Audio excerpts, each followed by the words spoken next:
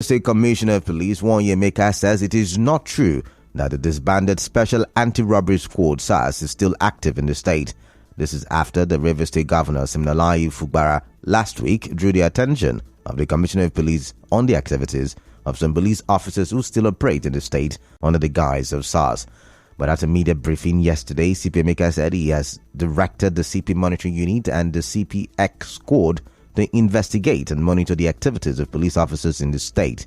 He also urged the public to report the activities of erring officers.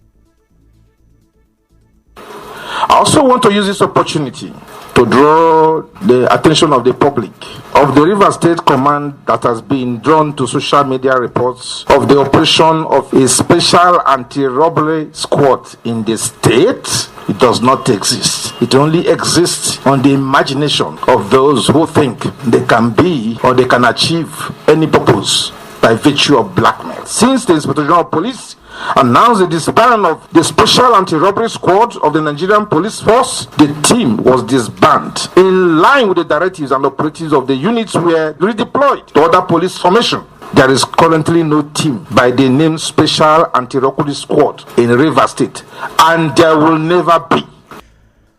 The Rivers State Police Commissioner also spoke of the arrest of his suspected quarters in Bomu Tai local government area.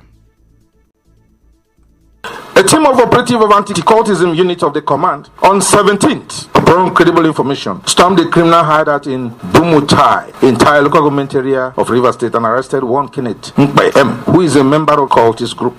One portable English-made Beretta pistol was recovered from him. Upon interrogation, the suspect confessed that he bought the pistol from one Ismail Ali, male, a Filipino with one of the fertilizers company. I don't need to mention the true identity of the company. An investigation has commenced to apprehend other members of his cult. He said the police, while on patrol at Rupoku, recovered live cartridges, 2 masks, 2 expanded cartridges in a Toyota Corolla car. Operatives of the River State Command attached to anti-cultism unit, while on patrol at Rupoku Market, stopped a Toyota Corolla ash color red with registration number SMK 476DP registered in Lagos with 3 occupants. Love Day Friday, Ebere, Alamazim, Chibuzo Kinsley, all resident of Igruta, River State. On conducting a search of the said car, 1 locally made pistol, some live cartridges, and then 2 expanded cartridge and 2 masks were recovered from the suspect. Investigation is still in progress. Correspondent Emeka Otukari reports that CP1U also said operatives of the Special Area Division arrested the suspect in connection with a reported stolen vehicle. The Rapid Response Team operatives of the command arrested one Madabuchi Ali along Station Road, Port Harcourt. Upon search, 1 locally made pistol, cartridges, and vehicle tires, and some car accessories were also recovered. Suspect and SBT has been handed over to the Operation Sting base for further investigations. On 18th, one Jude male of NTA Road, Mbuoba, saw a stranger driving his car out of the street. He raised an alarm. The patrol team at Rumibo swiftly intercepted and arrested the suspect, one Enobong Mafet. Investigation is also still in progress. The Rumaolo Council of Chiefs and Owo holders in the Obiakpo local government area has refuted claims that the Grace Nwogo-led Commissioner of Police Monitoring Unit is intimidating and harassing community members. Chairman of Rumaolo Council of Chiefs and Owo holders, Edmond Wogu, said in a statement that Mr. Nyegwa and his group are economical with the truth on why the police have arrested Kingsley Osundu Woku and Philip A.K. The statement said Mr. Nyegwa has injustice in investigation of the alleged malicious damage, assault and threat to life against Mike Oyakiri by Mr. Nyegwa and his group. The statement also claimed that Mr. Nyegwa and for community land that Mr. Nyegwa and his group awarded to him after the community stopped him from carrying out the contract. It urged Mr. Nyegwa and his group to stop creating tension in the community as an attempt to drag the name of the community before the public will be visited. Still ahead, Fishermen speak of effect of Aleto oil spill on their livelihood. Do stay tuned as we go for a quick commercial break.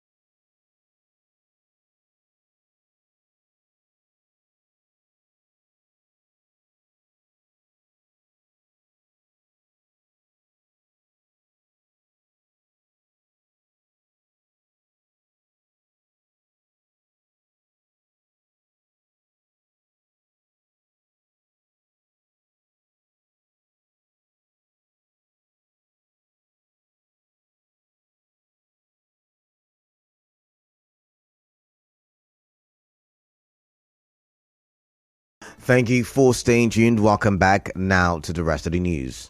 Some fishermen in Okurama, Potaka City local government area of River State say that they have been unable to fish since the oil spill that happened in Aleto, Eleme local government area on June 11. Based on this village, everything have spoiled everything. Our business, everything. We are hungry. The oil, everything have spoiled the river. We, the Okuru people, we need help. Yeah, they go chop. I no go fit benefit again. The same way me, I they go pick, they help myself with my children. Where Papa live, die. Just they suffer like this. I don't like them. How we are they go pick his sand like this? The oil don't spoil all the holy sand for me finish. Now no way again. Come see as the water day. This oil they disturb condemn so many things from our water side. Boat net to go water side no go fit because of the oil. If you now go open those net for you no go fit look at all of them are black. And with that oil, this oil no fish for water for inside Akpajo. Because this oil of 18 don't they pass on I beg. From this oil go cover the whole waterfront. No way to catch fish. People the fish from the water. Oil don't spoil everything. May government come see this thing on the pass on. May they help us. I don't make people die for hungry. An elder and fisherman, Emmanuel Fiberesima, also spoke to our correspondent. This waterfront now, as it says so, the oil pollution the whole water. And then if you see, we fish like this, they go fishing. There's no fishing in the river. That's why I'm going very far away. So please let government come to our rescue and come and help us. If not, we're in the problem. Some of them, they are polytechnic. 2 of them, they are polytechnic. 3 people, they are the University of Calabar. As I did, so I'm suffering with my wife. Let government come to our aid to rescue us. The Community Development Committee chairman in Aleto, Alale Amechi, tells correspondent Suibi Ruari that he expects another joint investigation visit JIV as the last one was inconclusive. After the JIV test. They said it's unconclusive. That they still want to do it again. That what we did the first day was unconclusive. We are looking for a date for them to give us that we can still go back for the JIV test again. As for movement now, there is still an agitation. What we did that day, to us, they are taking the scope, but we are shocked and we are surprised. They are telling us that what we did that day was unconclusive. So we are waiting for them. Yes, to an extent, they have been contained. He said the community's next line of action is dependent on the outcome of the State House of Assembly's findings and the SPDC's response to the situation. There are some documents we are talking of that they will provide it, that when the last time Medra was done there, that they did all necessary explain all the holders that were supposed to be run on that line, that those things were okay. When I say okay, they should provide those documents that prove that they did the thorough job there last time. But up and they have not provided up to that matter from what they say, our personal representative in the House was telling us, but told that the matter will be on the floor. We are also waiting. When we got that their own report, now they will debate about it. If they push us to the wall, we will left with no option but to follow up with them. Maybe in any legal means. At least 6 communities are said to be affected by the oil spill, which started from a facility belonging to the Shell Petroleum Development Company, SPDC. Meanwhile, the SPDC says the investigation into the cause and impact of the spill is progressing. The oil company has always made it known that they do not drill oil in Ogoni anymore. A former Niger Delta freedom fighter, Subumabo Jakri, says he does not believe that the Dangote refinery will reduce the price of petroleum products in the country. Mr. Jakri, who was also the governorship candidate of the National Rescue Movement in Rivers State, alleged that the recent issuance of petroleum import license to chairman of Dangote Group, Aliko Dangote, by the Nigerian National Petroleum Company Limited is a calculated attempt to monopolize the nation's petroleum industry. According to the report, NNPCL surreptitiously issued a license to Dangote to import petroleum products weeks after Dangote refinery was commissioned. The imported fuel will be discharged at the Dangote barge, where it will be pumped into tanks at the newly commissioned refinery for onward distribution across the country to give the impression that the new refinery has commenced operation, which also implies that the crashing down of the price of PMS and other petroleum products, as expected by Nigerians, is far from becoming a reality. This means a monopoly of the nation's oil industry by a single individual, the same way Dangote succeeded to have monopoly of the entire nation's cement industry. Mr. Jakri also said that the petroleum import license is an indication that the Dangote refinery is not yet ready for operation. He, however, called on President Bola Tinubu to investigate activities of the GMD of NNPCL, Mele Kyari. The President, Bola Tinubu, should immediately sack the Group Managing Director of NNPCL, Mele Kyari, and order for his investigation, as there are clear evidence of abuse of office and gross misconduct against him. Now, this is a call to President Tinubu and the 10th National Assembly to probe the alleged issuance of license to Dangote by the NNPCL for the importations of PMS. That President Tinubu and the National Assembly should revoke the license issued by the NNPCL to Dangote and declare it's null and void, as it breaches the provision of the Petroleum Industry Act 2021, and also bring anyone found complicit in the action to book. You should know that the NNPCL has said that it does not issue licenses or permits for fuel imports. Last week, 3 oil marketers were given the license by the Nigerian Midstream and Downstream Petroleum Regulatory Authority to begin importing petroleum products into the country in July. The agency did not disclose the names of these 3 oil marketers. In other news, some applicants seeking employment into the Rivers State Civil Service Commission have many tales to tell about the online screening test conducted by the Commission over the weekend. Catch their stories and more on the business news at 7 a.m. right here. And now we'll bring you news from around the world. Investigations into the drugging of preschool children in Taiwan have sparked widespread alarm on the island as families protest.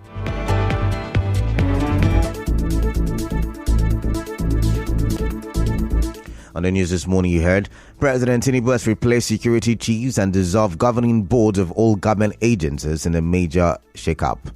Police have arrested the officers who were indicted in a viral tweet. Rivers State Commissioner of Police has denied the existence of disbanded SARS in Port Harcourt.